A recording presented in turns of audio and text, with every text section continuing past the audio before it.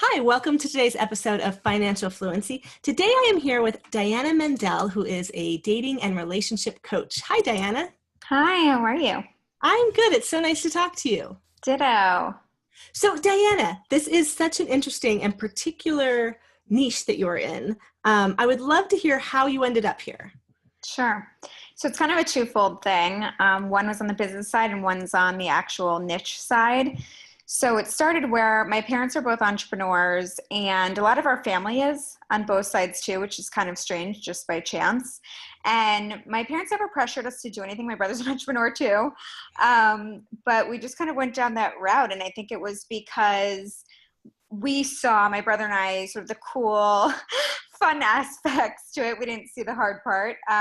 But we saw, the vacations and the flexible schedules and building something on your own and, just feeling really proud about that. So I always had a vision since I was little of, putting my feet on a, beautiful desk and looking around being like, I did this, like I created this.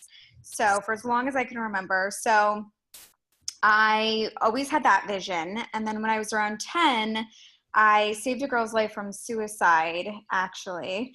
And obviously at that age, I didn't realize the impact. And she had said, I really hope this is something that you do with your life. And again, I don't think the weight really, was impacted on me then, but it started to as I got a little bit older and looking back on that being like, wow, that was really a huge thing. And it's something to me that felt innate within me. It's not something that's learned because at 10, I wouldn't have really known, or had the skills, let's say, to be able to help someone through that. So I wanted to essentially combine some sort of like psychology, helping people, and then also having my own business. So I went to undergrad and grad school for psychotherapy and psychology. And then I started my own business and kind of molded those two together. And then in terms of like the dating aspect coming into play, it was just something I always was interested in. My parents had an amazing marriage and I started to realize that wasn't the norm. And it really actually upset me because I felt like while it was sort of, the bar was so high, so there's the other side of things too, where it's not just, having, a couple and feeling sort of the downfall to that, but it's also seeing a couple who's sort of so great and puts the bar so high. So I think that was kind of tough for my brother and I. But I felt the need and the gap of people and relationships and dating and going out there. And it's kind of only gotten worse, to be honest. Just the whole dating game, the dating scene. And like also people being in relationships and having a lot of issues there. I see it a lot in the entrepreneurial space and I see it a lot just in general as my friends are getting married and having babies and life just getting in the way. So I really wanted to work, in that space and help people and kind of like bridge that gap of having like a healthy and sustainable relationship and having that be a more normal thing than not. Okay. I have to stop you because I had questions about so many things you just mentioned. Yeah, please. So first, what did your parents do as entrepreneurs? So my father was a dentist and had his own practice, and my mother was in, well, she still is actually, she's in the plastics business, so like compartment and non-compartment boxes. But then I've also had like aunts and uncles and my grandfathers, and you know what I mean? It's just on both sides. So again, it's just sort of, I think, innate within us for some interesting reason. And then the story about saving a girl's life when you were 10. Can you elaborate on that a little? Yeah, of course. So a friend of mine had called me who I went to school with, and she had said that a friend of hers who I didn't know, I didn't go to school with her, had no relation to her, that she had just lost her mother. And people were really concerned about her. And she just, she wasn't eating, she wasn't sleeping. She just was not taking it well, which is understandable, especially at that age. And so she said, like, is there anything that you could tell me or help me? And I'm not even sure why she asked me that, because at that point, thankfully, I hadn't been through something like that. I had lost, but not of a parent. And so I just sort of instinctively said, have her call me. And I meant it. I didn't think she would because I didn't know her. But she indeed called me a few hours later, and we spoke for a couple hours on the phone. And I really had no idea whether I was helping her or not. And then again, at the end of the conversation, she told me that she was going to kill herself that night. And then she said that I really hope this is something that you do with your life. Wow, that's pretty big. Yeah. Was there anything in particular that you talked her through, or do you think it was just the connection, needing somebody to listen? I think it was a little bit of both. I think, I had been in pain. I don't know, again, that it wasn't apparent, But I'd been through a lot of stuff in my own life, and especially at such a young age when you don't have the tools and strategies and perspective, I think it can feel very lonely. And I think a lot of people, it's tough when you go through something like that. I think a lot of people tend to sort of run as opposed to come to you. My father actually did pass away when I was 26. And so I was obviously much older than she was. So I had a bit more of, perspective and a way to handle it. But you see sort of who your friends are. A lot of people scatter, and people don't know how to handle things that are difficult. Things like breakups, things like losing people, losing a job. I mean, I actually just did a post on my Facebook page about that. That's like, you kind of see who your friends are in the dark times. And I think especially at that age, talking to your friends, like, they can't understand that. I mean, I had a handicapped father, so maybe that was part of it, that I felt, I guess, very different, than other people, and kind of had my own struggles that kind of set me apart. I couldn't just call my friend and be like, hey, this is going on. Like, do you have that in your life too? Do you know what I mean? Like, it's just not something that people can speak to. So, I had lost at that point in my life, but I think it's just relating to someone on a different level and really hearing them and giving them space to talk and feel that it's okay to kind of not be okay. So I think it was a lot of that. My friends used to call me the therapist, from as long as I can remember. So again, I think it's just the idea of not wanting people to feel very alone going through something, because that's literally the worst feeling in the entire world, is going through something really difficult and sort of feeling that there's sort of no escape and no one to go to or no one to turn to. So that, is still held, very high in standard for me, is to not have people feel that way even as adults. Mm-hmm.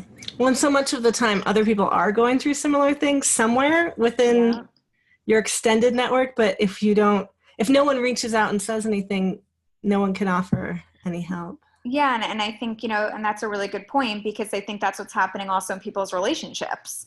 I think they're embarrassed to say that, like, we're going through a tough time, or things aren't going as well, or we're trying certain things and it's not working. And, so then either people don't get any help at all and are divorced, or at the 11th hour, it's one of those like, oh my God, I'm having a heart attack, save us, whatever. Do you know what I mean? And instead of going to the doctor and getting regular checkups, kind of like you would as, a normal human being, and making sure you're healthy and things look good, month to month, year to year, and you're going to all your different doctors, it's like you tend to be in a pretty good place where there's no emergencies that happen if you're not, getting that help, and, you're not reaching out and doing what you need to do to get the support that you need. It's then kind of that place of like, oh God, we have a problem. People don't do prevention. It's not sort of like sexy and interesting. And it's really until an actual like problem occurs and things are in crisis, where typically one person will say like, oh, we're going to get a divorce if you don't, sort of shape up. And that's when people come in. It's a lot harder to kind of deal with things and tangle through everything than if you'd kind of gone, along, sort of steadily. Mm-hmm. Does that make sense? That totally makes sense. So with going to school for psychology, was it an immediate entrance into relationships and dating coaching, or did you do some other things in between? Sure. So psychology was undergrad, and then psychotherapy was grad. There was about 3 years in between there. I didn't know that I would sort of be emotionally able to handle other people's stuff. There was a lot of sort of talk about that, and there was a real fear for me there. And, am I sure I want to have my own business? Am I sure I want to do this? Can I do this? Do I really want to go to grad school and spend, another 2.5 years in school when I already spent 4? And, there were just a lot of questions I had, and I hated working for other people. I worked in a couple of different like random fields. And I really didn't like it. I had a very bad experience. And I think for me, I decided 25, like, what? This is really what I want to do. And I actually went to school to be a couples and sex therapist. It's a little bit different from what I'm doing now, obviously, but not much. So literally, background. it really does. And I just decided one night, I was like walking in New York City after seeing a friend of mine. And I just said to myself, you know what, like, this is what I want to do. And the next day I was in the dean's office, and it was a top 10 school for what I wanted to do. And it was in New York City where I lived. And it kind of all just fell into place from there. And then I took my licensing exam after I graduated. And while I was studying actually for my licensing exam, I decided it would be a really good idea to write about 40 to 50 questions to people like who are single, in relationships, dating in sort of different places, and just ask them a bunch of questions. I wanted to see, like, in terms of gender, like what things were alike, what things weren't alike, people in relationships versus not, people have been in a lot of relationships versus people have been in no relationships, and sort of what people were thinking and feeling. And I started with my friends just to sort of see what it was like, and did they like the questions, and, how was the experience? And then I started interviewing people in New York City on the street. And I realized that a lot of people like actually want to talk about this stuff and don't really have a place to talk about it, or an avenue, especially men. They don't typically go up and sort of call a guy friend and, talk about their love life or how they're feeling, or even being lonely, not having someone. Women are sort of more prone to be able to do that, which I think should change. But, it's really like not having anyone to sort of talk to and relate to. And so the more experience I got, the more content I was able to make. And then it kind of built from there. And I had a one-on-one business where I saw people face-to-face in New York City, and decided that I kind of wanted more, for my life and to help more people. And I went in the digital space a few years ago, and everything kind of grew from there. It really changed my life. So were you a practicing psychotherapist out of grad school? So out of grad school, I was doing coaching. So I got certified in life coaching as well. There's a lot of things that you can't do as a therapist. Like you can't share your own experiences. You can't have referral fees. Like there's a lot of things you can't do that I love about coaching. And again, not being able to share anything about myself, that always bothered me as a therapist. So being able to go the coaching route, I took a coaching program and then started my own coaching business. So yes, I have a therapy background, but I'm technically, a coach. I'm a licensed therapist, but I kind of went the coaching route. I recently wrote an article about psychologists and therapists and counselors going into the coaching space because there is that's so funny. Less regulation, less HIPAA compliance. And you're able to do more, you're able to see more people, serve more people, Skype, Zoom, do all these things that you can't in straight up therapy. But you can get a lot of similar results in some ways. How do you see the difference between coaching and therapy, the way you understand it from your therapy background and your coaching experience? Sure. I hate to say, what I really think, but what I really think is that I think therapy has a lot of great points to it. But what I don't like, again, is not being able to share your own experiences. Really the only way that you're able to do that, or supposed to do that, is a better way to put it, is if you can really defend that it's good for your client, which is kind of like, who's to really say what that looks like? And also I feel like, with therapy, it feels like it's a modality of being in for a really long time, whereas coaching, I don't feel like should do that or should be that way. I like my clients to be dependent on me while we're working together, but then also be self-sufficient when they kind of feel like they've hit their goals. And that's where all of the action steps come into play. I find a lot of the therapists out there are not really doing that. It kind of feels like, and I won't say all, obviously, but brief therapy just kind of doesn't exist much. And it feels like it's kind of a dumping ground to sort of share things. And there's like some, kind of tweaks that are given, but, I give my clients personal meditations. Like I don't know any, therapist who does that. They may, say like, go onto YouTube or find something or do something like that. I just don't feel like there's support. And another thing that bothers me, at least in terms of how I serve my clients, is we do an hour, a video kind of like we are, through Zoom. And then I also give unlimited email support because let's say something, we have a session on Friday, let's say, and Saturday something happens, like to wait a whole 6 days when you're like in pain or have a question or have a problem or in crisis or just wanting to share something or whatever it may be. You can't do that in therapy. It's like, see in 6 days. Like, do you know what I mean? It's not good in my mind. So I feel like there really needs to be more support given for people. And relatability, you know what I mean? Even though some of my clients are men, like we all feel the same, it's like feeling lonely. We all feel that, feeling pressure to find someone, kind of the repeated patterns that we have, heartbreak, like all of that stuff, our emotions, we all feel those in different ways, but like we all feel them. And so I feel like it's very structured and it's also very distant therapy. It's kind of supposed to be that way. But I don't like that. I like to kind of joke around with my clients, have a nice relationship with them. Like, they're almost like family in a way, especially with one-on-one. It's like you're building a relationship with them. You know what I mean? And even though we're not working together, I still always want to know like how they're doing and, like how's your marriage? How's your engagement? Like, how are things going for you? So again, for me, it's about building relationships. And I feel like for therapy, there's kind of a wall up and that's just not the way that I operate. Mm-hmm. Yeah, I can see that. And from my personal experience, which I can share because I'm not a therapist, in therapy and having coaching, I feel like therapy is very past oriented, whereas I feel like coaching is very future oriented.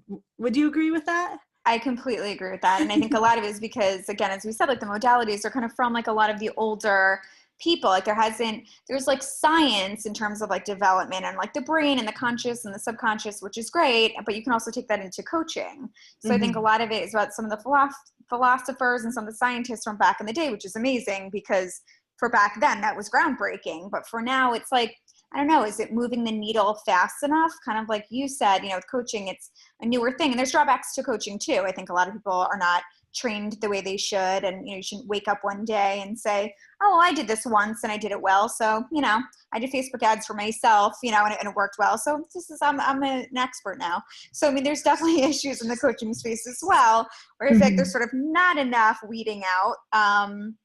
But there's also so many great, sides to it where, again, like you're able to connect with other people, you're able to give referral fees to other people. It feels like more of like a camaraderie type of thing, whereas therapy feels very sort of singular. Yeah, that makes sense. So when you started your coaching practice, it was immediately relationships and dating. Is that right? Yeah. I mean, it was a little bit life coachy initially because I wanted to make sure this was like something I wanted to do and something that I felt like I could do really well. And I found myself always leading to people's relationships, whether they're in one or not. And so very quickly, and within really working with probably 2 or 3 clients, I said to myself, like, okay, I'm ready to really like see, kind of like seat and plant my feet into, exactly what I want to do. It's really difficult, to sort of put yourself in a place and then kind of go backward and undo it. So I wanted to really make sure that like, okay, I'm really good at this. Like, this is what I want to be doing. I'm helping my clients. So in some ways I kind of used the first few people as guinea pigs. I charged less and, and I wanted to make sure that what I was doing, was really good for them. It was really good for me. And I openly asked for feedback, which I do now too, but even more so then, to kind of really make sure that I was helping people in the way that I should be. And that it felt like a really good fit. And, I started working with men, which is kind of funny, just sort of by happenstance. So it kind of grew from there. So when people come to you to work with you, are they generally not in a relationship or in a difficult relationship? Like you're talking about in crisis? What's mostly what you see? So when I started, it was mostly people who were single, but then people who had been divorced or were going through a divorce started coming my way. Couples started coming my way. Women started coming my way. So it's kind of like really an umbrella of, relationships and dating. So a bulk of what I do is single people, whether they've been in relationships or not. But I also am working with people who are in relationships right now, whether they're married or engaged or just dating someone. And there's some issues, there's something that needs to be addressed, whether it's one thing or several things. So basically anything dating and relationships at this point now, I've been doing this a while, is kind of my specialty. Well, that's good. If someone is listening and thinking, I wonder if she could help me, how would they identify themselves as someone who could be your client? Sure. So it's really in, your dating and relationship life, whether you're single or not, whether you feel that you need help. And so most people kind of know it's like if you're doing your thing and everything's going really well and you're on your own and, you don't really need any help, that's fine. Then I'm probably not for you. But if you feel like, frustrated and stressed out and it's starting to affect you and your confidence, you're trying different things, it's not working, and you feel like you need support, or it's the same thing in a relationship where you've been working on things, let's say on your own, just the two of you, and things don't feel like they're progressing, they're not necessarily going in the way that you want them to be going, then outside help is great. I mean, that's the way I live my life, where if I feel like I need some mindset help, or I need a business coach, or I need, a copywriter, like whatever it is that I feel like I need at that moment to move forward, I reach out to someone, who I feel like is really good and someone who I connect with. So it's the same, for other people, it's investing in yourself. And a lot of what I do isn't just sort of do's and don'ts of dating. A lot of it, I work from an inside out approach. So I really do work on like mindset and confidence and looking at your life in general, because a lot of people are not living the life that they should be living, then putting themselves out there. You're not necessarily attracting the right type of person for you. I had that experience myself, which, we can talk about. But I found that where I had to kind of give myself my own intervention, where I just wasn't a happy person. And I always ask my clients, like, would you date you? And so, if not, good question. If not, then it's like, you got to hit sort of like the pause button and sit and not panic, because it's easy to be like, oh my God, no, like, what do I do? So it's like you hit the pause button, don't panic, and then look at, the different aspects of your life and saying like what needs, some of my help and some of my assistance. And again, it's hard to do that on your own, especially for accountability purposes and being able to talk through it and having the action steps and someone who sort of has the personal and professional experience to do that. So you did that for yourself. You did a pause button intervention. Can you tell us about that? I think of course. Give us a lot of insight. Sure. So it's funny, like that's what's interesting is a lot of people have the professional experience, but not necessarily the personal experience. So I've definitely been in the trenches with my clients. So while I was helping other people, my own life was kind of a disaster. And so I was in several relationships, long-term relationships that were not going well. I think a lot of it was because I didn't like myself. And I don't think I realized that. It's like to some degree, I feel like, we kind of know that we are like that, but I don't think we realize how bad it is. So I was actually engaged before and called off the engagement, which was clearly quite difficult. And I realized, it just wasn't the right person for me. And I kind of used to call myself a shit magnet, where it's like funny, but also really sad, but that's what I kind of felt like I was. And whatever relationship I was trying, it just wasn't working. And while I probably wasn't picking the right people, it was also me too. Like there was some responsibility obviously on my end as well. And so I felt like a fraud because how was I able to help everyone else when my life was sort of in shambles? It just didn't make sense. And I also didn't feel like I was in alignment because I always feel like whatever you are doing to help someone else, like you should be sort of 10 steps ahead of them in theory, not just a few, but like several. So I felt really bad about it. And so I decided to treat myself like a client, but it wasn't because I thought it would be a good idea, which in retrospect would make sense. I just didn't know what else to do. You know what I mean? It's kind of like a desperate move. And I sort of said to myself, like, okay, I need to really learn to love myself. But at first I needed to like myself first. I felt very damaged from like a lot of stuff that I had been through. And a lot of the guys I dated weren't supportive and weren't good guys for me. So I really had to hold myself accountable to what it is that I wanted and start liking myself more and being more positive and looking at other aspects of my life. So, I mean, I really needed just like a whole life, like makeover, basically. It's not easy work. None of this is because it's, at that point I was probably like 29, 30. So it's like sort of undoing and redoing like 29, 30 years of like BS that you've been telling yourself and ways you've been, doing things. So it's not easy work, but habits start in about 30 days. So it's not terrible, but there needs to be consistency there and obviously motivation. And in less than 2 months, I found a great guy and we're engaged. We're getting married in about 7 months now. And everything changed for me. So that's what's interesting is it sort of bleeds. So just as like the bad bleeds, so does the good. So I liked myself so much more. I strengthened my relationships with my friends and family. Obviously, I'm, in a great relationship with him. And my business started getting better. I mean, everything did because I actually was like more positive and liked myself and was hopeful.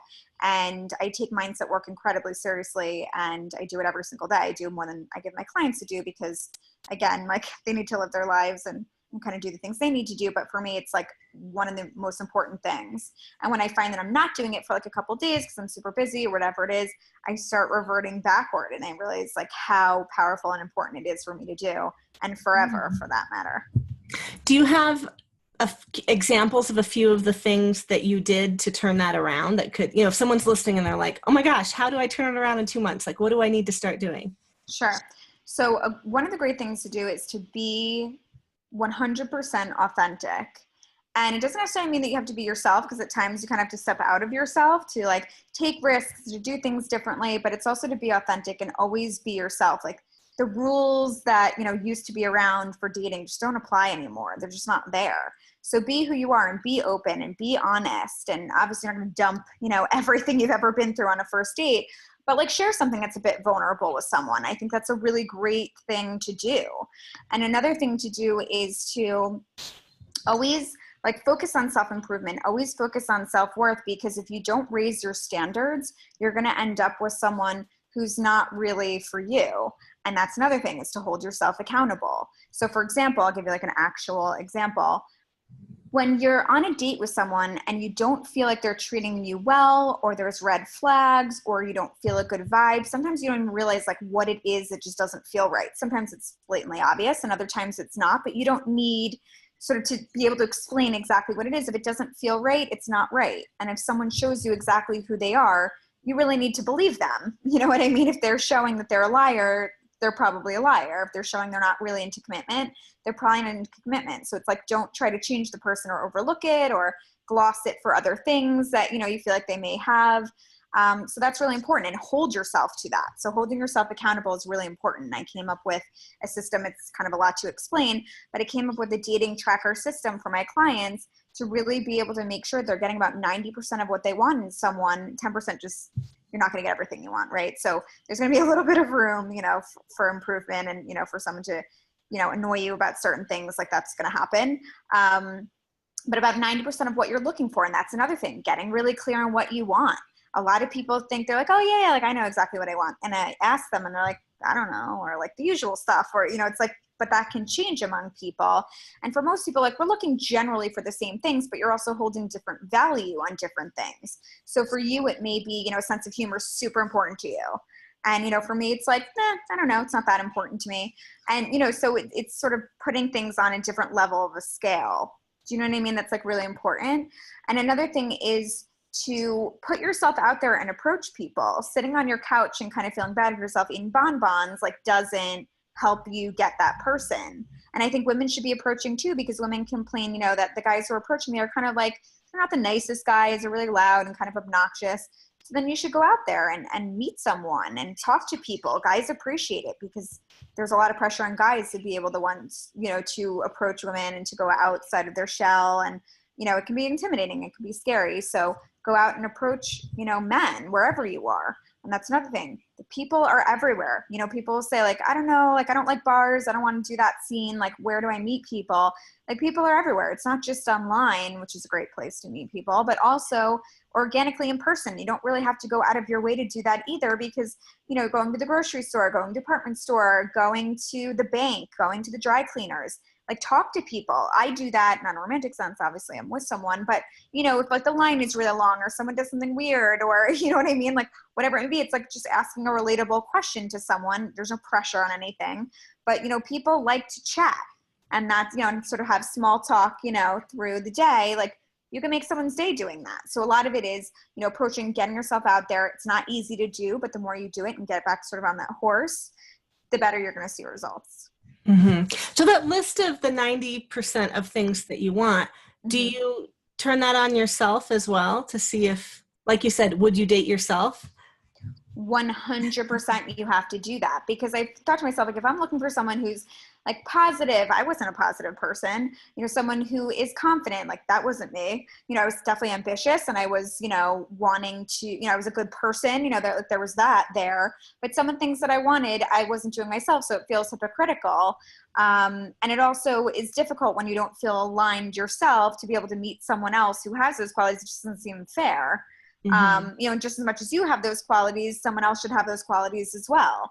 So yeah, it's a difficult thing to do, but being introspective and looking at yourself and kind of calling yourself out on your crap, which we all have, is really important. And looking at the way that you handle certain situations, because you're not always right. And, you know, a lot of people don't like to take, you know, ownership for things. It's really easy to blame circumstance or to blame someone else. So like, take ownership for the things that you bring to a relationship. Some of it is good and some of it is bad.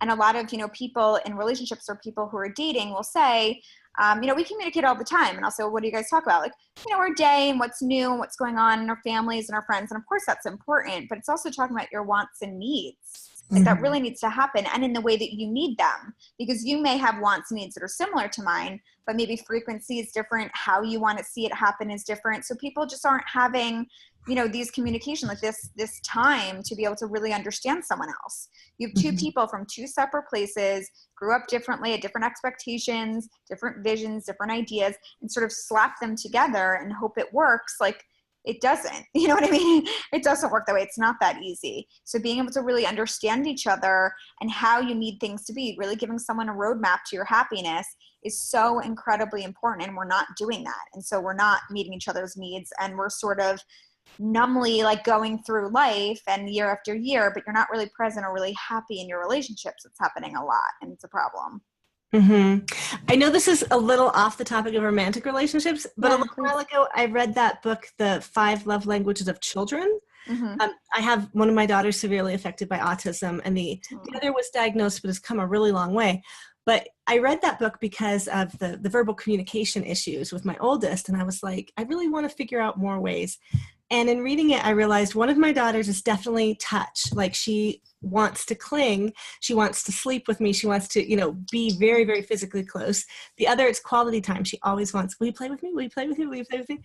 And I am acts of service. I think of, the lovely lunches I pack for them, the clothes I buy them, the lawn, I feel like I'm always doing things for them, but they don't feel it from me making their beds and doing the laundry. They couldn't care less about that stuff. But when I took the time to just sit and really snuggle or get on the floor and play, even though I have all these other things to do, I realized that that's what makes them feel loved. That's exactly right. And that's such a great point, because a lot of people look at it, it's like, well, I'm supporting you and I love you and I care for you. And it's like, yeah, in the way that you think it should be, but it's not in the way that I do. And that's a lot of, issues with heterosexual couples is men want to fix things. You know what I mean? So they'll like do stuff around the house to help you, or they'll try to come up with a solution for something. And women often just kind of want to talk and, kind of pour out how they're feeling, and don't necessarily want, a solution to something, or they want support, but that's not like buying something nice or, picking up, stuff from the grocery store that's helpful, but it doesn't mean that that's necessarily the way that you want to be supported. So it's exactly right, is identifying what it is, how you want and need things and how they do. But your job is to make sure that you understand what they want and being able to give it to them, and vice versa, not what you think it should look like, because that's often not the case. And it's almost like two ships in the night, where it's like you're trying to meet and it's just like boom, and you just kind of go right past each other, where you're both trying and wanting to make each other happy, but it's not happening. And that's where, that understanding comes into play, and like really sitting down and having that conversation of like exactly how you want to see things, and understanding that once you get it right, it may unfortunately have to change a little bit again, because people's needs are different, as things happen in their lives. So a lot of it has to do with being a bit flexible. And the way I explain it to people, it's like a little corny, but it's kind of like relationships are like baking a cake. It's really understanding, someone else's recipe, and, keep trying to bake it. It's like, okay, you taste it. It's like, it's almost right, but it's not quite right. Like, let me try this again. And you do it again. It's like, okay, it's better, but it's still missing a little bit of salt. So like, oh no, it needs a little bit more sugar, and then you do it again and you do it again. And it's like, and then you bake the perfect cake, but then at times you're going to try it and it's like, no, it's like it's still missing a little something, or, and that's time to sort of reinvent things a little bit and come up with a new, way of doing things. But because our wants and needs change, it's not like you do it once when you're 25 and when you're 40, it's still going to be the same thing. It's constantly changing, especially as emotions happen and things happen in life. You're going to need more and sort of less support as things go on. So it's work, it is. And I think a lot of people like work during the day, especially as entrepreneurs, we're sort of always working.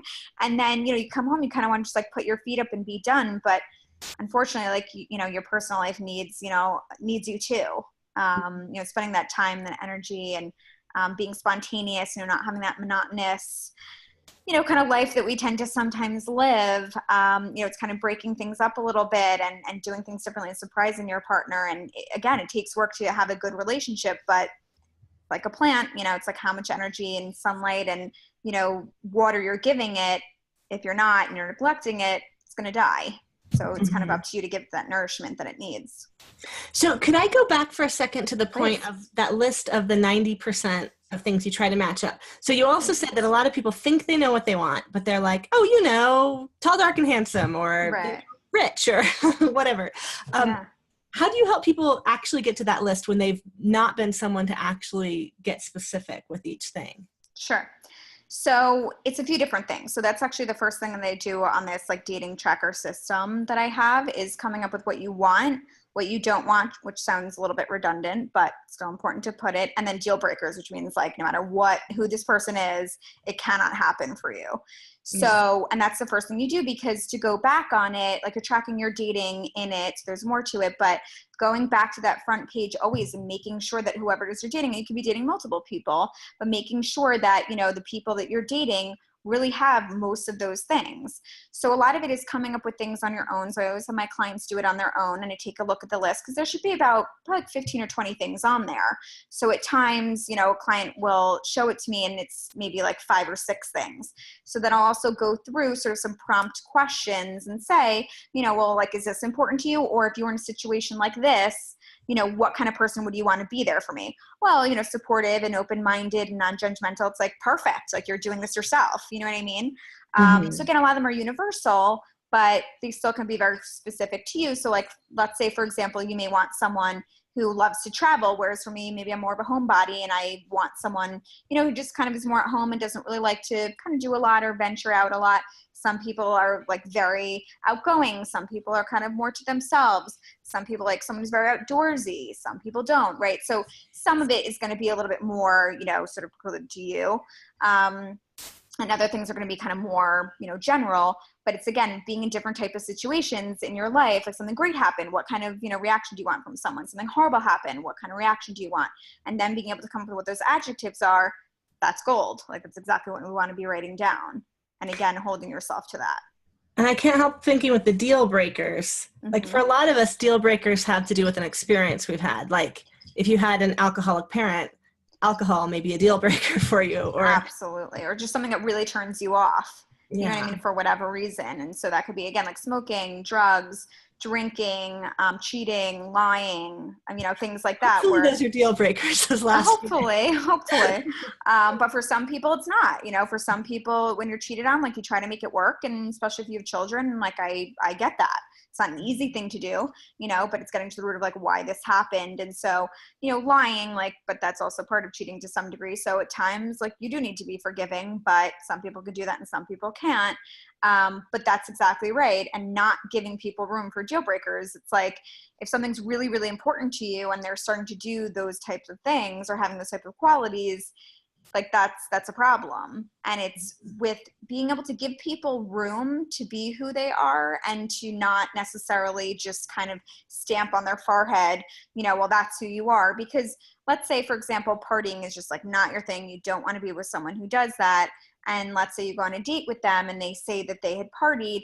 A lot of people are like, oh, they're a partier. I can't be with someone like that. Well, the question really becomes like, is this something they do every weekend, or was this like a bachelor party and it was something random? It's something they do once a year. So it's sort of giving people room, but then also when you find out the information that you need from someone about whatever that may be, like, so the person is a partier, the person's not a partier, then being able to take that information and doing what you need with it.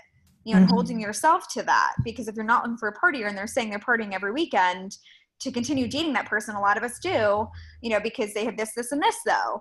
It's like, but they're a partier and you're not. Like, how does that work? I mean, your lifestyle is different. Your expectations are different. And then when they start partying and they said that they will, you get mad at them, and you get upset about it. It's like, again, it's believing people when they say that they are who they are. It's just not a good match. And I think a lot of people at square peg round hole, where they try to like jam something where it's because it feels like generally right, but then that, some of those things that come up are not right. And again, you keep trying to like jam them into this whole, come on, I can do, it's too much work. They're just not the right person for you, and that's okay. Right. And I could see if you didn't write these down, like writing the deal breakers down, I actually think that's a fantastic idea to identify it to yourself. Absolutely. Because otherwise there is slippage, and it could be like, oh, they'll grow out of it. They're still in their 20s. I'm sure by the time we have kids, they won't party and have drugs in the house, right? Right. And that's the problem. Do you know what I mean? Like, and, even just the things you do and don't like. I mean, if you're, these things can be floating around your head, but if they're not written down, you're not actually looking at them as you're dating people. It's fresh in your mind. And let's say, I just went on a date with you and I'm looking at this list and, there's all these, like, what I don't want that's being checked off. It's like, I probably shouldn't go out with Jen again. Like, that's just how it is. Do you know what I mean? Like, or vice versa, where it's like, wow, like, maybe she's not this or that, but she's got like 90% of what I want on my list. Like, that's pretty darn good. You know what I mean? So it's about, how important is what to you? So that really depends. And again, like the emphasis that you put on which things we're talking about, and knowing that you're not going to get everything, the most important things, generally speaking, should be, on that list and should be checked off. And it's kind of reminding me of some things that have come up around both financial and domestic abuse. I had a woman on who wrote a memoir about her domestic abuse situation. The purpose of it was, everyone asked, why didn't you leave sooner? So she really was detailed about all the teeny tiny compromises, the little steps, and how for her, it was, he ended up making her completely financially dependent on him and taking away pretty much everything else.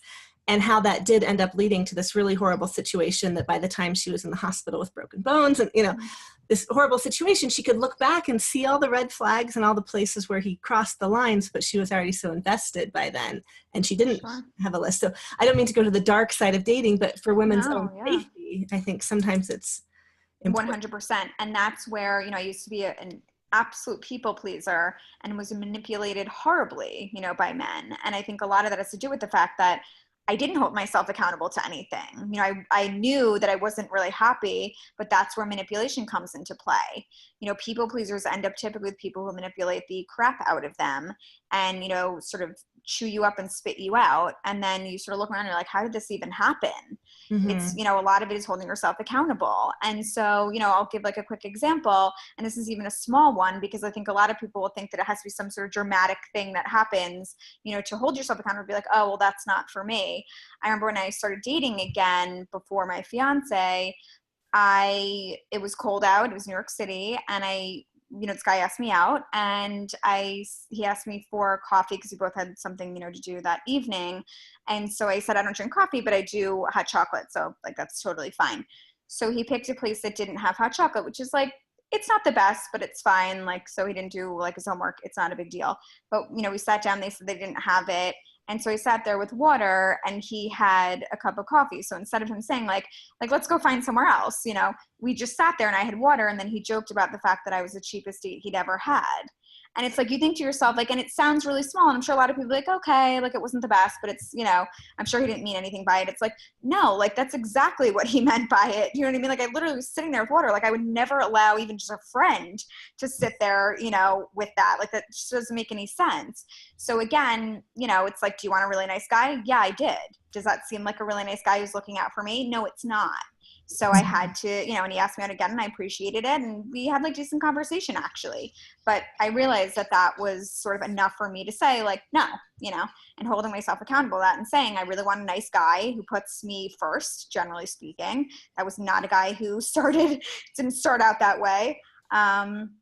So I didn't go out with him again, but that's what you need to be doing, making those hard choices where yes, you're giving people room to some degree and giving them opportunity, but when they show you like who they are and what they're doing, what they're about, you get a pretty good sense of what your relationship would look like. Are they doing for you? Are they caring for you? Are they checking up on you? Are they supporting you? Like how are they when you're going through more so the bad stuff than the good stuff?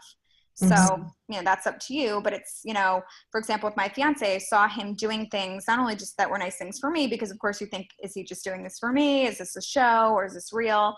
I started seeing him do things for other people that had nothing to do with me and strangers sometimes at that he still does those kind of things. And like, that's the kind of person in theory that I'd hope you'd want to be with, who's doing things for other people that he doesn't get anything out of it. When we have snowstorms, like he goes out there for a long time helping whoever's out there who's older, let's say, or younger and can't really, get to their car themselves. Like he does that. He did it on his birthday last year. We had a huge snowstorm, unfortunately, on his birthday.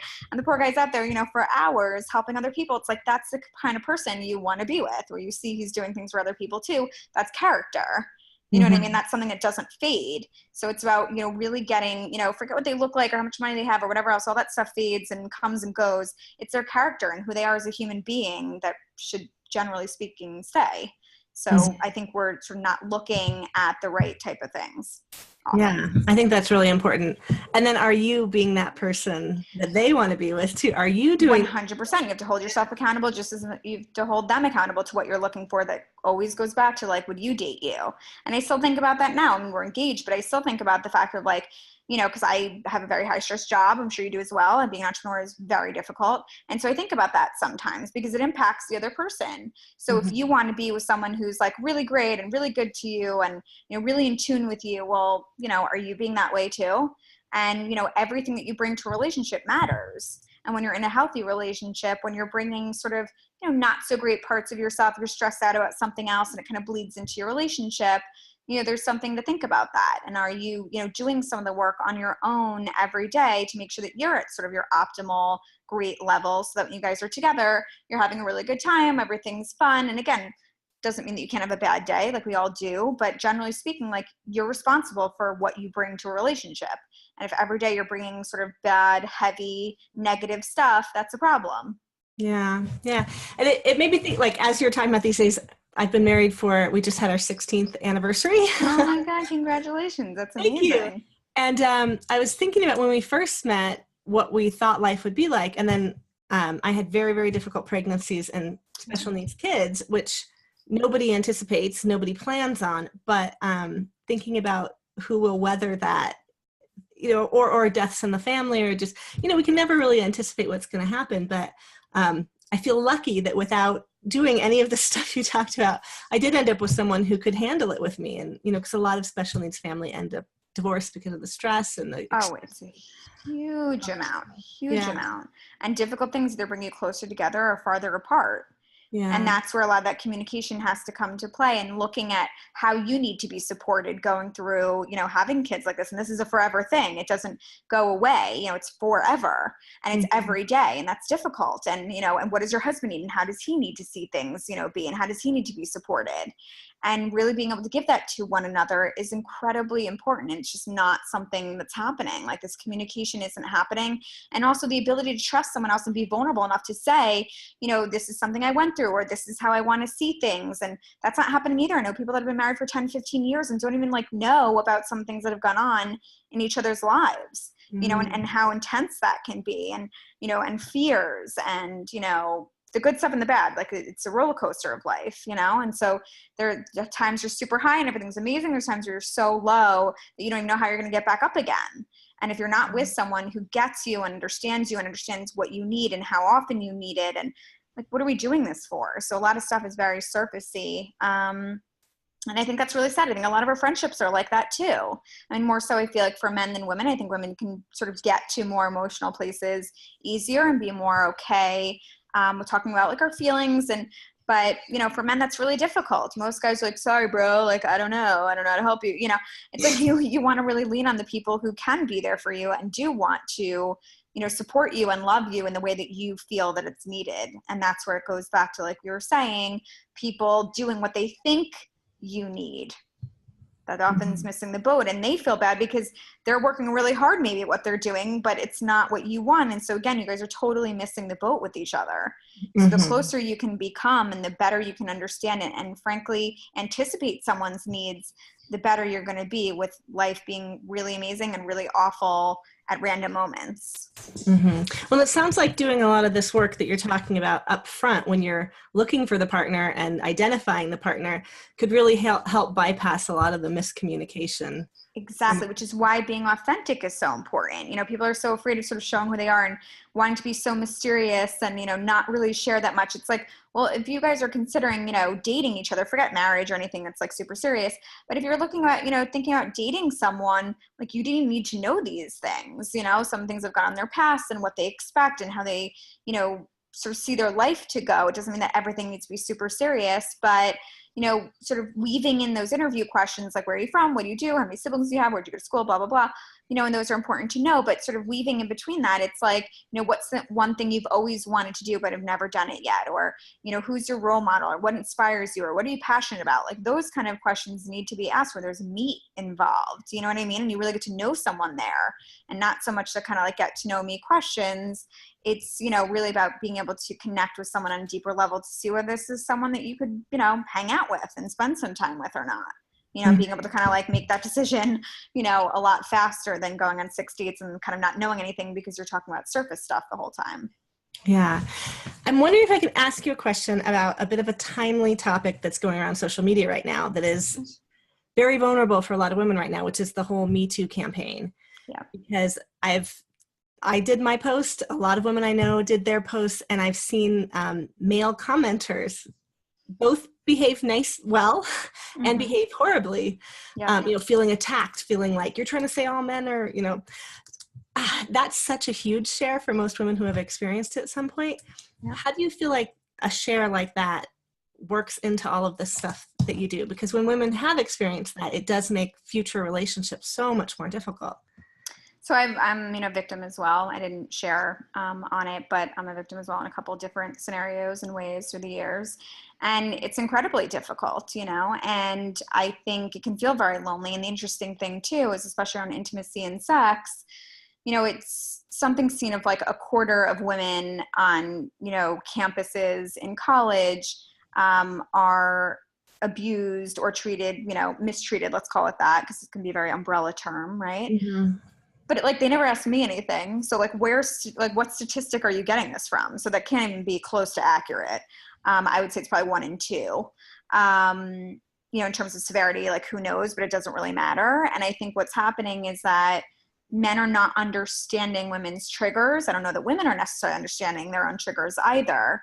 And men are not understanding women's experiences and feelings. And often women are keeping them to themselves. If you've been raped or groped or treated, poorly, let's put it that way, very poorly by a man, you can get triggered even by your husband, by your fiance, by your boyfriend, by someone you're dating, and it can feel very uncomfortable. And I think there needs to be a place where a maturity in a relationship needs to come about where, for example, my fiance understands like there's certain ways I can't be touched or held down or whatever because of scenarios I've been in. And that's happened and I freak out because again, it brings you back to those places and there's things that you keep inside that are horrible. You know what I mean? Where you go back to those situations all the time. I don't feel comfortable being in like an elevator with a man. And that's not something that my fiance thankfully can understand. Some men, of course, are abused and have had, horrible situations happen to them. And I think there should be a platform for men as well to be able to talk about it. But we're not saying that all men are terrible because they're certainly not. But it means that this is a problem, this is happening. Even just being sexually harassed at work, which is something that I dealt with, that 22 to 25 years old, that we were talking about, almost every single one of my bosses were men and almost every single one of them sexually harassed me.